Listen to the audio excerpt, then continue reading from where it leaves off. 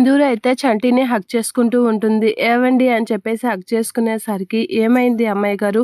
అసలేమైంది? ఎందుకిలా ఏడుస్తున్నారు?" అని చెప్పేసి అనేసరికి నివేద అయితే అలా చూస్తూ ఉంటుంది. "ఫస్ట్ ఇక్కడ కూర్చోండి. అసలేమైంది? ఏమైందో నాకు ఫస్ట్ చెప్పండి" అని చెప్పేసి సింధూరనైతే కూర్చోబెట్టి చంటి అయితే మాట్లాడుతూ ఉంటాడు. అడుగుతూ ఉంటాడు. "ఏమైంది? ఎందుకు అంత దీనిగా బాధపడుతున్నారు? ఎ ఎ ఇప్పుడు బానే ఉంది కదా!" అని చెప్పేసి అంటూ ఉంటుంది. చంటి అయితే అలా అడిగేసరికి ఇక తన చేతిలో ఉన్న మంగళసూత్రాన్నయితే చూపిస్తూ ఉంటుంది సింధూర. అలా చూపించగానే చంటి అయితే చూసి షాక్ అవుతూ ఉంటాడు. నివేద చైన్ తగులుకొని ఇలా జరిగింది అనైతే చెప్తూ ఉంటుంది.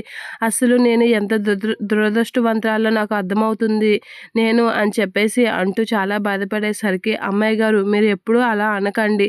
మీరెందుకు అలా పొరపడుతున్నారు" అని చెప్పేసి చంటి అంటూ ఉంటాడు. "ఒకసారి ఏదో అలా జరిగితే దాన్ని అలా అంటారా? అది ఏదో తెలియకుండా జరిగింది. ఆ మాత్రం దీనికి ఎందుకు ఇంత కంగారు పడుతున్నారు" అని చంటి అయితే సింధూరకి నచ్చచెప్తూ ఉంటాడు. ఇక కేశవి అయితే చంచలమ్మతో అసలు సింధూర చంటికి ఎందుకు ఎప్పుడు ఇలానే అవుతుంది అని చెప్పేసి అనేసరికి, "స్వామీజీ సింధూర జాతకంలో దోషం ఉందని చెప్పారండి" అని చంచలమ్మ అయితే చెప్తూ ఉంటుంది. కేశవి అయితే షాక్ అవుతూ ఉంటాడు.